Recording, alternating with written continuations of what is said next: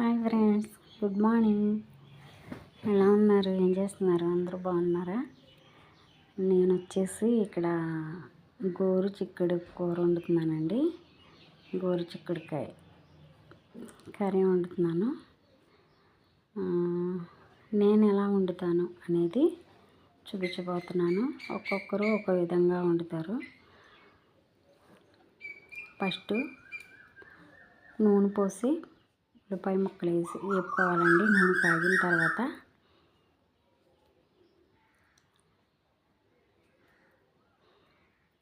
ఒక 10 నిమిషాలు మూత పెట్టుకుంటే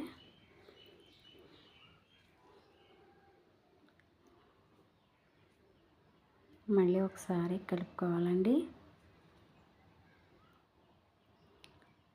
ఇప్పుడు గోరు చిక్కుడుకాయ ముక్కలు వేసానండి. ఎందుకంటే ఉల్లిపాయ రూల్ ప్రకారం అయితే ఉల్లిపాయ ముక్కలు మగ్గిన తర్వాత వేస్తారు.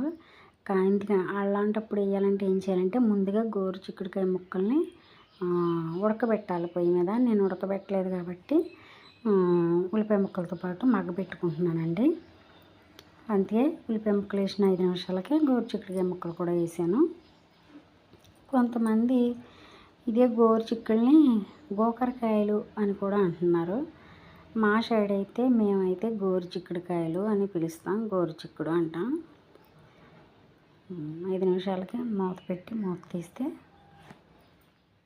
కొద్దిగా పసుపు వేసుకోవాలండి. కొద్దిగా పసుపు వేసి ముక్కలకి కలిసేలాగా కలబెట్టాలి.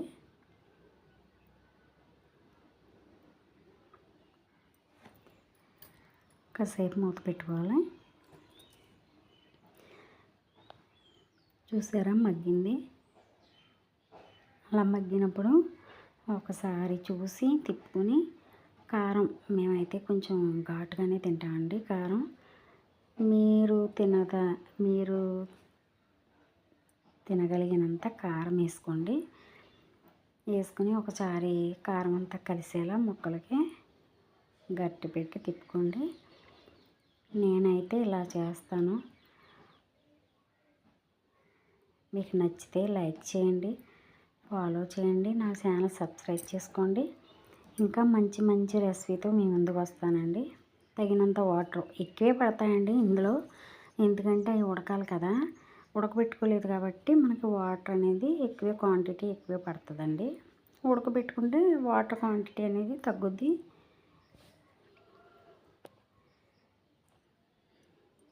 మూత పెట్టేసుకుందాం. మూత పెట్టేసుకుని చూసారా ఎలా ఉడికింది. కొంతమంది ఇలా ఉడికినప్పుడు పాలు పోసుకుంటారు, చికెన్ మసాలా వేసుకోవచ్చు, మన ఇష్టం. మనకు పాలు వేసి ఎగరెట్టుకోవచ్చు, మసాలా వేసి ఎగరెట్టుకోవచ్చు. నేనైతే ఏమీ వేయలేదండి, ఇంకా మామూలు గోరు చిక్కుడు ఎగిరి పెట్టాను అంతే.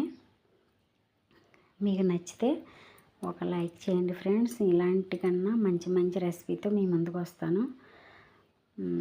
కొంచెం సపోర్ట్ చేయండి, సబ్స్క్రైబ్ చేసుకోండి, బెల్ ఐకాన్ నొక్కండి.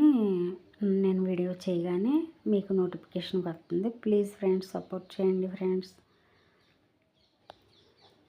మీకు నచ్చితే అలాగే ఒక లైక్ కూడా ఇవ్వండి.